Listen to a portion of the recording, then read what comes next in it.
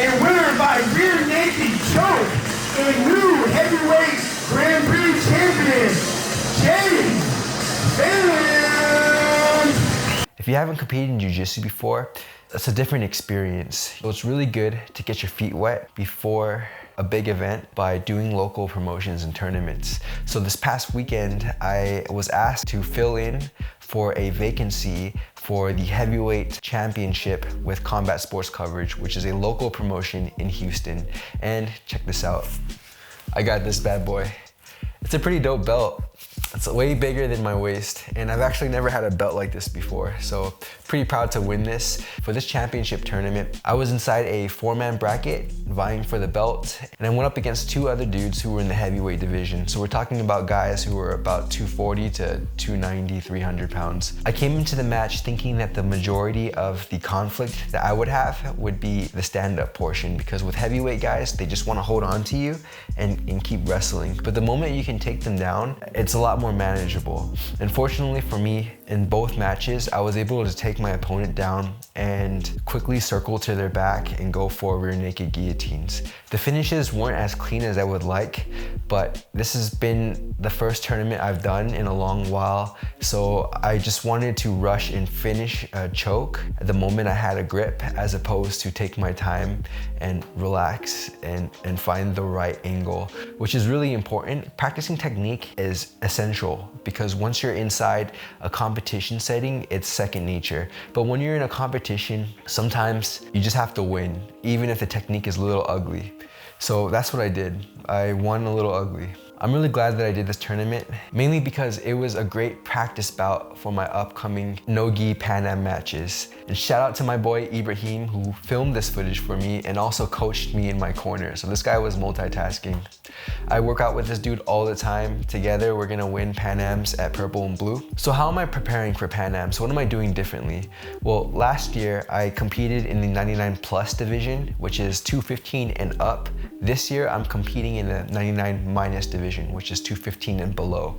So that alone is gonna be a huge difference because I'm not gonna go against big bodies and I'll be the biggest in my weight class. So already I'll have size advantage and I'll be going against guys who are smaller, right? So speed, athleticism will be more of a factor than strength, and I'm more comfortable with that. So what does dropping in size mean? How did I do it? And this is something that I am pretty inexperienced at, because normally I just like eating a lot of food and lifting a lot of weights, and that causes me to sit around or walk around 220 to 225 pounds, which is pretty heavy.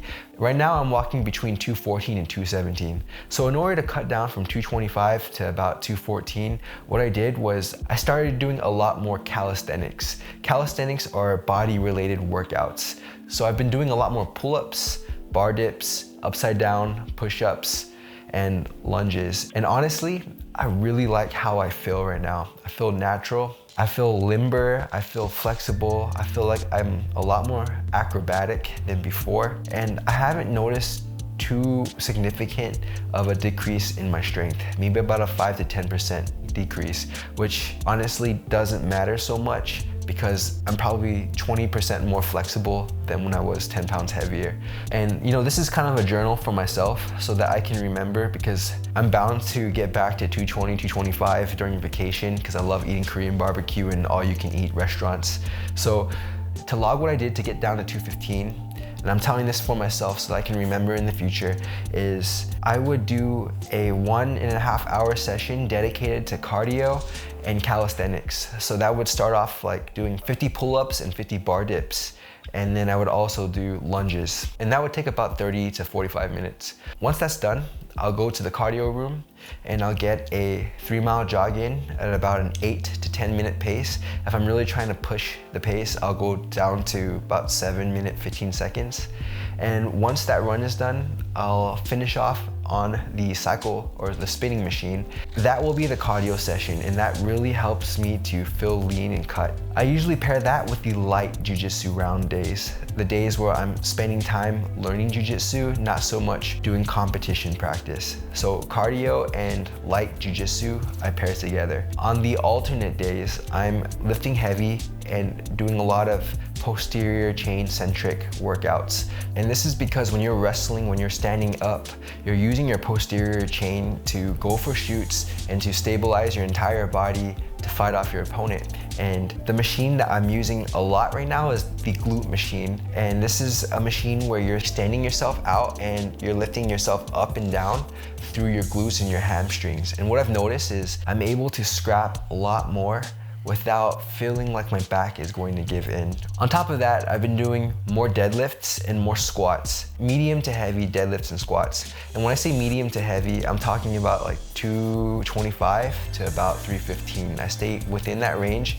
I try to increase the reps to about 8 to 14 reps per set. And if I can't finish that set, I will stop, take a breather for about 30 seconds to a minute so that I can make sure that I catch my breath and reset with proper form. And this allows me to get another 6 or 8 reps in and complete my set. So adding these leg workouts and posterior chain exercises have really improved my game. So that's my road to Pan Ams right now. I'm gonna keep training. I'm training about 4 to 5 days a week in jiu-jitsu, and then every day is cardio and weightlifting. Let's get this party started. Yeah, we got a month left and I think it's gonna turn out well. So I'll see you guys soon. Thanks for watching.